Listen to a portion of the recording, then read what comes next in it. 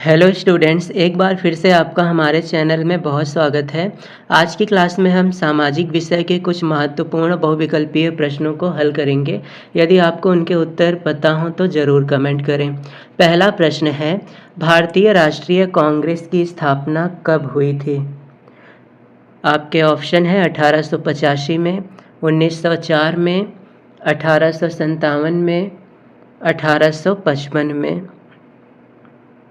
भारतीय राष्ट्रीय कांग्रेस की स्थापना 28 दिसंबर 1885 को ए.ओ. ह्यूम नामक ब्रिटिश ने की थी। ये ब्रिटिश आईसीएस ऑफिसर थे जो रिटायर्ड हो चुके थे। तो हमारा सही जवाब होगा ऑप्शन का, 1885 में भारतीय राष्ट्रीय कांग्रेस की स्थापना हुई थी। निम्नलिखित में से कौन सा व्यक्ति असंगठित क्षेत्र के अंतर्गत आता है? असंगठित क्षेत्र के अंतर्गत इनमें से कौन आता है? कृषि मजदूर, बैंक मैनेजर, सैनिक, राजपत्रित अधिकारी।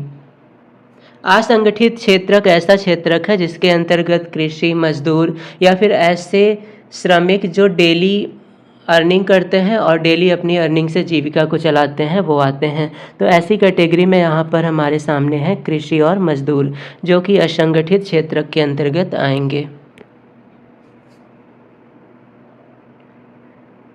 उपभोक्ता को न्याय पाने के लिए कहाँ जाना चाहिए? पुलिस स्टेशन, सिविल न्यायालय, उपभोक्ता केंद्र, जिला अधिकारी कार्यालय। उपभोक्ता हम ऐसे व्यक्ति को कहते हैं जो किसी सेवा या फिर किसी वस्तु को क्रय करते हैं, और जब भी इनके साथ कोई समस्या होती है तो इन्हें न्याय के लिए हमेशा उपभोक्ता केंद्र ही जाना चाहिए। तो सही जवाब है ऑप्शन ग। सूचना का अधिकार अधिनियम कब लागू किया गया? 2005 में, 2010 में, 2001 में, 1999 में। सूचना का अधिकार अधिनियम 2005 में लागू किया गया था। तो यहाँ पर सही जवाब है ऑप्शन का, 2005।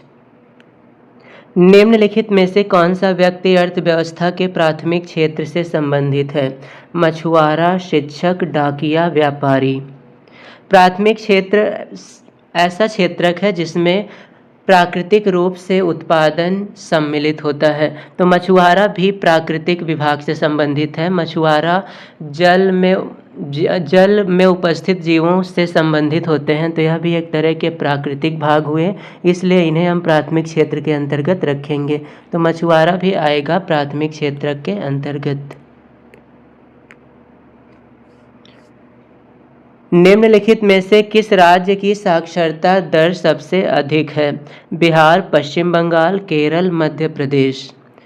केरल की साक्षरता दर सबसे अधिक है और लगभग 96% के आसपास है। तो यहाँ पर सही जवाब होगा ऑप्शन ग, केरल की साक्षरता दर सर्वाधिक है। में से कौन सा संसाधन अजैव है? अजैव का मतलब जिसका संबंध पेड़ पौधे और जीवों से ना हो। पशुधन, प्राकृतिक वनस्पति, चट्टान, मत्स्य। इनमें से चट्टान ऐसा वर्ग है जिसका संबंध जैव चीज़ों से नहीं है। इसका संबंध ना तो पेड़ पौधों से है और ना ही जीवों से। तो ये अजैव संसाधन होगा। निम्नलिखित में से कौन सा खनिज अधात्विक है? अधात्विक खनिज ऐसा खनिज है जिससे हमें धातु की प्राप्ति नहीं होती है। मैग्नीज से हमें मैंगनीज की प्राप्ति होगी, बॉक्साइट से एल्यूमिनियम की, जस्ता से जिंक की, लेकिन अभ्रक एक ऐसा खनिज है जिससे किसी धातु की प्राप्ति नहीं होगी। तो यह अधात्विक खनिज होगा। निम्नलिखित में से कौन सा राज्य तांबा का मुख्य उत्पादक है? मध्य प्रदेश, उत्तर प्रदेश, तमिलनाडु, बिहार। सबसे ज़्यादा तांबा का उत्पादन होता है मध्य प्रदेश में। सही जवाब है ऑप्शन का, मध्य प्रदेश। लैटराइट मिट्टी निम्नलिखित में से किस राज्य में पाई जाती है? राजस्थान, हिमाचल प्रदेश, महाराष्ट्र, उत्तर प्रदेश। लैटराइट मिट्टी दक्षिण में और पूर्वी भारत में पाई जाती है। राजस्थान, हिमाचल प्रदेश और उत्तर प्रदेश, ये तीनों उत्तरी भारत से संबंधित हैं। महाराष्ट्र एक ऐसा राज्य है जो दक्षिण में है, तो यही हमारा सही ऑप्शन होगा। महाराष्ट्र में लैटराइट मिट्टी कुछ भागों में पाई जाती है। निम्नलिखित में से कौन सा परंपरागत संसाधन है? परंपरागत संसाधन ऐसा संसाधन है जो पहले से उपयोग में लाया जाता रहा है। पवन ऊर्जा, सौर ऊर्जा, प्राकृतिक गैस, ज्वारीय ऊर्जा। इनमें से पवन ऊर्जा, सौर ऊर्जा, ज्वारीय ऊर्जा का उपयोग काफ़ी बाद में शुरू हुआ, लेकिन प्राकृतिक गैस का शुरुआत बहुत पहले से किया जा रहा है, तो यही हमारा परंपरागत संसाधन होगा। भारत में सबसे अधिक बोली जाने वाली भाषा कौन सी है? पंजाबी, कश्मीरी, हिंदी, उर्दू। भारत में सबसे ज़्यादा बोली जाती है हिंदी। हिंदी के बाद हम बंगाली, हिंदी के बाद दूसरा स्थान है बंगाली का, और बंगाली के बाद तीसरा स्थान है मराठी का। इन्हें भी याद रखेंगे, ये सेकंड नंबर और ये थर्ड नंबर पर है। यदि हम लैंगिक भेदभाव की बात करते हैं तो उसका क्या अर्थ है? लैंगिक भेदभाव का मतलब है लिंग के आधार पर स्त्री और पुरुष में असमानता का व्यवहार करना। तो यहाँ पर पहला ऑप्शन है समाज में स्त्री और पुरुष की असमान भूमिका। असमान भूमिका का लैंगिक भेदभाव से कोई संबंध नहीं है। स्त्री एवं पुरुष के मध्य जैविक विभिन्नता।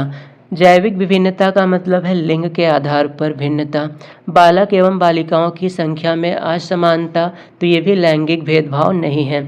इनमें से सबसे उपयुक्त है स्त्री एवं पुरुष के मध्य जैविक विभिन्नता, लिंग के आधार पर भेदभाव। भारतीय संघ में कितने राज्य हैं? 26, 27, 28, 29।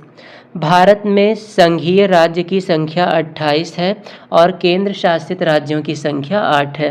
तो हमें संघीय राज्य बताने हैं, तो ये 28 है। ऑप्शन ग इज राइट। निम्नलिखित में से कौन सा संघ सूची का विषय है? व्यापार, कृषि, शिक्षा, रक्षा। इनमें से रक्षा ऐसा विषय है जो संघ सूची में रखा गया है, तो सही जवाब है ऑप्शन घ। बेल्जियम की सामुदायिक सरकार में निम्नलिखित में से किसके मध्य सत्ता में साझेदारी है? विभिन्न सामाजिक समूहों के मध्य, शासन के विभिन्न अंगों के मध्य, केंद्रीय और राज्य सरकारों के मध्य, राज्य सरकार और सामुदायिक सरकार के मध्य। बेल्जियम में राज्य सरकार और सामुदायिक सरकार के मध्य सत्ता में साझेदारी है, तो सही जवाब है ऑप्शन घ। भारत में राष्ट्रपिता कहकर किसको संबोधित किया जाता है? जवाहरलाल नेहरू, महात्मा गांधी, बाल गंगाधर तिलक, सरदार पटेल। महात्मा गांधी को हम राष्ट्रपिता कहकर संबोधित करते हैं, सही जवाब है ऑप्शन ख। जर्मनी के एकीकरण में मुख्य भूमिका किसकी थी? ज्यूसेppe गैरिबाल्डी, नेपोलियन, बिस्मार्क, विलियम प्रथम। जर्मनी के एकीकरण में सबसे ज़्यादा भूमिका निभाई है ऑटो वॉन बिस्मार्क ने। सही जवाब है ऑप्शन ग। यह किसका कथन है? जब फ्रांस छींकता है तो बाकी यूरोप को सर्दी और जुकाम हो जाता है। Bismarck, Cavour, Mazzini, Metternich. Metternich का ये कथन है। मेटरनिक ने कहा था जब फ्रांस छींकता है तो बाकी यूरोप को सर्दी और जुकाम हो जाता है।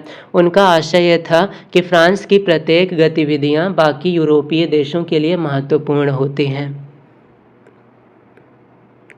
आर्थिक महामंदी का प्रारंभ कब से हुआ? 1928, 1929, 1930, 1932।